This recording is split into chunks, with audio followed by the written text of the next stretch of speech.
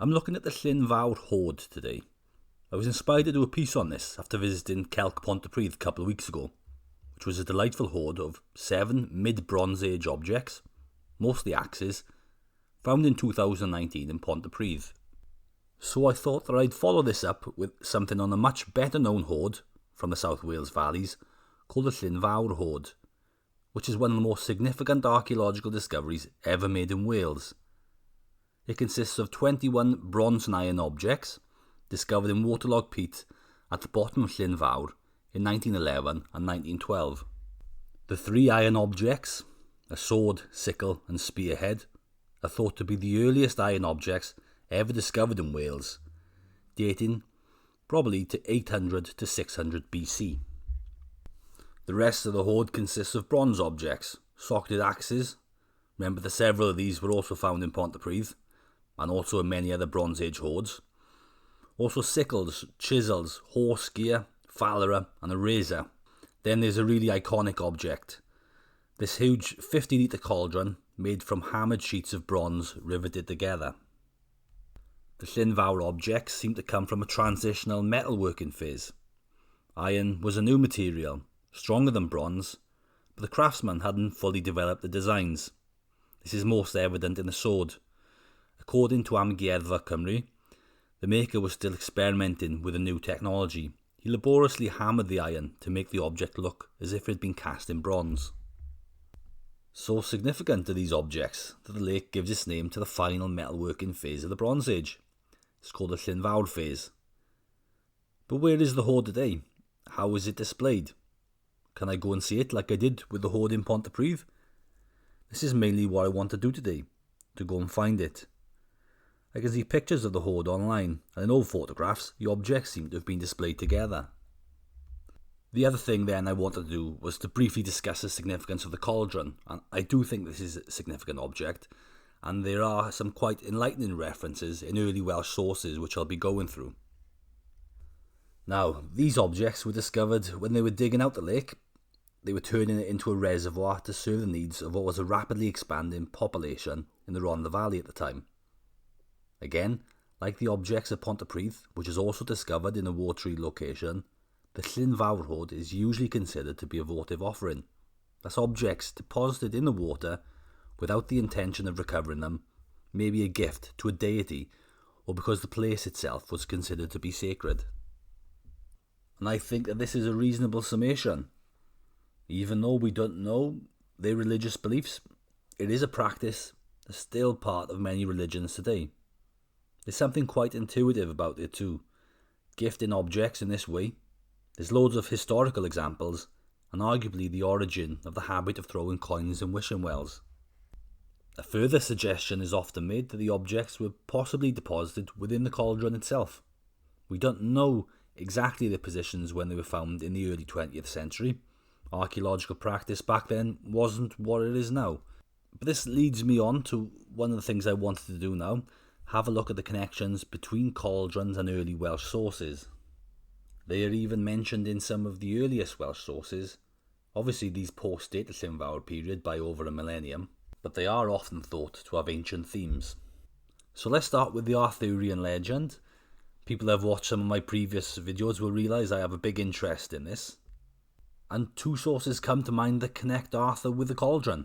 In Culhwch, Arthur travels in his ship Prydwen to retrieve a cauldron from Ireland, and also Pryddi, a poetic work attributed to the bard Taliesin that similarly describes Arthur's journey across water to the otherworld in order to retrieve a cauldron. Maybe Arthur's association with the quest for the cauldron isn't so well known today, perhaps superseded with his connection to the Holy Grail. To me, the cauldron connection seems like a precursor to the later and better known Grail quests. But it's important to remember that the cauldron was the vessel being sought by Arthur originally. I think that the best known cauldron in Welsh tradition is probably the Pair Dadeni, the cauldron of rebirth, which appears in the second branch of the Mabinogi. It was a vessel capable of resurrecting the dead. It's central to the plot of the second branch. Like Culhwch, there is an association with travelling across water again. It was gifted by Bendigeidfran, King of Britain, to Matholwch, King of Ireland, as part of a wynebwerth. The nations went to war, and the Britons sailed to Ireland, defeated the Irish in battle, just about, and destroyed the cauldron in the process. So once again, there is an association with cauldrons and a journey across water to Ireland, like Arthur's quest in Cilwch y Golwen. Cauldrons were really normal cooking vessels in Welsh stories. They had a variety of magical qualities. Some are associated with the awen of the Welsh bards. That's their poetic inspiration. The reputed author of Pryddianwfn, Taliesin, well, his awen was said to come from Ceridwen's cauldron. He'd brewed it himself for a year and a day as his previous incarnation of Gwion Bach. Ilidir Sais was another bard to associate awen as originating from a cauldron. Writing in the early 13th century, a long time after the Llyn Fawr period, but in a way that seems to evoke traditional thought. Could his idea of the power of the cauldrons be similar to what they were thinking of in the Bronze Age? To Ilidir Sais, they were the source of awen. He said Llathrhaid fy mardddair wedi myrddin llethrid y berid o bair awen. A different magical cauldron was Pair Dirnwch Gawr, which would not boil the meat of a coward. But if the meat of a brave man were put in it, it would boil quickly, one of the 13 treasures of Britain. But the clearest similarity between the Llyn Fawr cauldron and a cauldron from a medieval Welsh story is again the Pair Dadeni of Branwen. There is an origin story for the cauldron in the text of the second branch. It seems like a bit of an interpolation of an earlier story. It is said as coming from a lake in Ireland called Llyn y Pair, Lake of the Cauldron. There are also examples of lakes with this name in Wales. So why are lakes named after cauldrons? Is it because the shape of the vessel seems to echo the natural surroundings? At Llyn Fawr, for instance, I think there is something very cauldron-like about this escarpment. Could this be why ancient peoples associated the vessel with the landscape and then decided to deposit it? We can't know for sure, but to me I think that it must be significant that these stories connect cauldrons so strongly with both lakes and journeys across water. What are the implications of this? Could some of the knowledge of the practice of depositing objects in water have even been transmitted from ancient times to the medieval period? Could some of these stories then give us an insight into the thought process behind the practice? It is possible, and I don't think that we can rule this out, but what is probably more likely is that these stories are inspired by previous rediscoveries of similar hoards from lakes in the past that haven't been recorded. Maybe they became visible again as lakes were drying up. Maybe the Llyn Fawr cauldron itself has been spotted before 1912 and inspired some of these stories. Now I'm going to end it there with these mentions of early sources of cauldrons. I think that I've gone on long enough, but I also realised I've neglected to mention many of the other interesting objects. But the main question I want to answer is, how are these objects displayed today? There are old photos online of a display that seems to contain them. Is it like this now? Well, I found out that today they are all in the possession of Amgueddfa Cymru. That's the National Museum of Wales. A Google search shows that some of them are on display in St Fagans, not far away from Llyn Fawr at all. So let's go and have a look. The first gallery I enter looks promising, but this is actually another hoard. You must be blessed with them. Similarly to the objects at Llyn Fawr and even Pontypridd, these objects were also discovered in boggy land in 1942 near a lake in Ynys Môn called Llyn Cerrig Bach. These objects also seem to be votive offerings, but date quite a bit later than the objects of Pontypridd and Llyn Fawr. They come from the late Iron Age, at the time when the Druids were associated with the area from Roman sources. Interesting that we have evidence for this practice over such a long period of time. There were 150 Iron Age metal objects in all, and they're examples of the La Tène style metalwork. This iron chain is 3 meters long with 5 sets of neck shackles, one of the pair found at Llyn Cerrig Bach. So strong that in the 1940s, when it was discovered, it was used to drag vehicles out of boggy ground. The original use could have been for shackling slaves or criminals, or for sacrifices. There are also swords, deliberately bent, spears, tools and horse gear. The enigmatic crescent plaque is the best known artefact, decorated with a triskel. There's also a decorative shield boss and a decorative bridle bit. But not too far away, I find what I'm looking for. And there it is, the famous cauldron, displayed quite modestly really, as part of an exhibition on food and drink. So the hoard isn't together, and the museum has displayed the cauldron in a way that emphasises what was presumably its original function, something to cook meals in. This might seem like a mundane aspect to this iconic object, considering the possible magical and ritual aspects that I've talked about so far. But there is something important to emphasise. Before being a votive offering, you could imagine it as being the central focus of large feasts, possibly for centuries, and these would have been large feasts. This cauldron could feed up to 100 people. Important gatherings, celebrations, and no doubt rituals, events where stories would have been told and knowledge shared.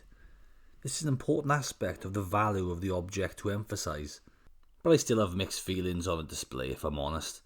It's great that we can actually see this cauldron, but it's not how I would like to see it displayed.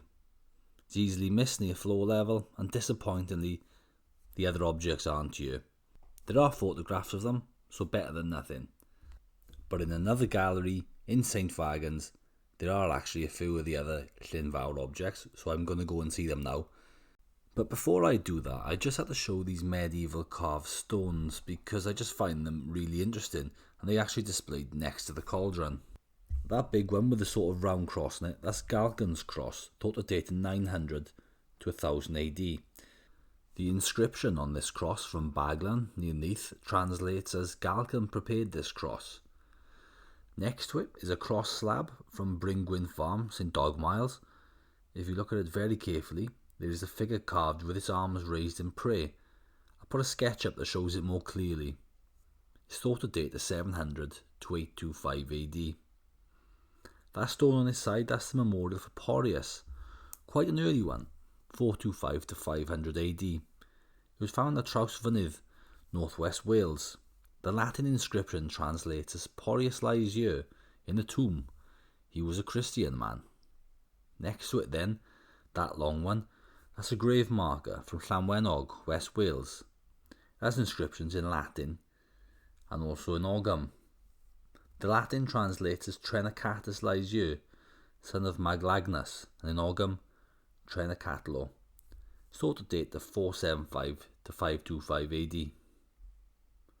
Okay, so I'm back on topic now, and I've come to a gallery called the Gweithdy, the workshop, that sort of focuses on the tools and the skills of the past. And there they are, the sword, sickle and spear, the earliest iron objects thought to have been discovered in Wales, displayed once again relatively modestly, with just some random other objects really, that's what it seems like anyway. And the bronze objects that were part of the Llyn Fawr Hoard, they aren't on display at all, they're in this store. A little bit disappointing, but I've got to say, the St Fagans on the whole have done a fantastic job. Some really interesting things to see in these galleries. These are some beautiful Bronze Age swords that have been discovered in Wales. Remember that the iron sword from the Llyn Fawr Hoard was hammered, so they looked like a similar style sword to this. And once again, there are these fantastic stones that are displayed next to the iron objects. So I'll just film them quickly. This one is a particularly interesting stone. It's the Arthmile stone that was discovered near Ogmore Castle. The one that's at Ogmore Castle now, that's a replica, so this is the original. And as I said, it has got the interesting name Arthmile on it. Dated to about 1000 AD year, but I have seen that disputed, particularly thinking of the work of Wilson and Blackett. I think some of my listeners will be familiar with their work anyway. So this is the original stone itself. It's an interesting museum, St Fagans. There's also more than 40 re-erected buildings here from across Wales. Culturally important buildings that were saved from demolition and neglect. This is a great example, St Taylor's Church, formerly at Llandeilo, Talabont near Swansea. The church has been restored in a way that shows how it would have looked in pre-Reformation times, with these colourful wall paintings. The building was used up until the 20th century, when the surrounding land had become flooded, so worshippers used to arrive by coracle. This is another good example, Meister School from the Lampeter. It's typical of a late Victorian school building, where the focus was very much on learning English and not the native Welsh. People may be aware of the damning Blue Book reports, which express a lot of prejudice towards the Welsh. There was also a Welsh Not, a punitive measure to discourage pupils from speaking Welsh. I actually came here on a school trip once, and we did role play as Victorian children, Welsh Not and all. We were a Welsh language school and didn't mind speaking English in class as a bit of a novelty. So who can guess the purpose of this circular structure? This is what they used to do for a bit of a laugh back in the day. Called a talwrn in Welsh. If you said cockpit, well done. Thankfully this was outlawed in Britain in 1849. This one was formerly at the yard of Hawk and Buckle Inn at Vale Street, Denbigh. This is quite a new one, Llyn Fawr or Llys Rosir. It's a recreation of a medieval prince's court based on archaeological evidence from Ynys Môn. Excavations from 1993 uncovered the remains of a complex of stone or stone-founded buildings, including an 11 metre by 17 metre hall. These were set within a stone-walled rectangular enclosure. It's associated with Llywelyn ap Iorwerth, Llywelyn Fawr, and a charter of his was issued here in 1237. The pottery and coins from the excavation mostly dated to the period about 1247 to 1314. The court is then thought to have gone out of use in the early 14th century. It's great that they've laid out the tables and seating plan very closely to what is prescribed in Welsh law.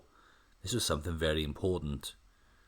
Here's Bwrdd y Tywysog, the table of Llywelyn himself, and his wife Joan, the daughter of King John of England. There are several others, but it's interesting, this one in the East Gantedd, guarding the door. This is where the Penteili would sit, translated as captain of the King's Guard here. The taili in medieval Welsh had a wider meaning than it does today. It referred to the armed retinue of the king. Those who have read Lloyd and Blake, and with an interest in historical Arthur, will be familiar with this role. These authors have suggested that Arthur was a Penteili, and not a king himself, leading the army of Maelgwn Gwynedd, a famous 6th century ruler, probably the Magla Cwnus of Gildas. So, now I realise I'm going on about Arthur again, so let's leave it there for now, and I'll pick it up again in another video. Ta-ra!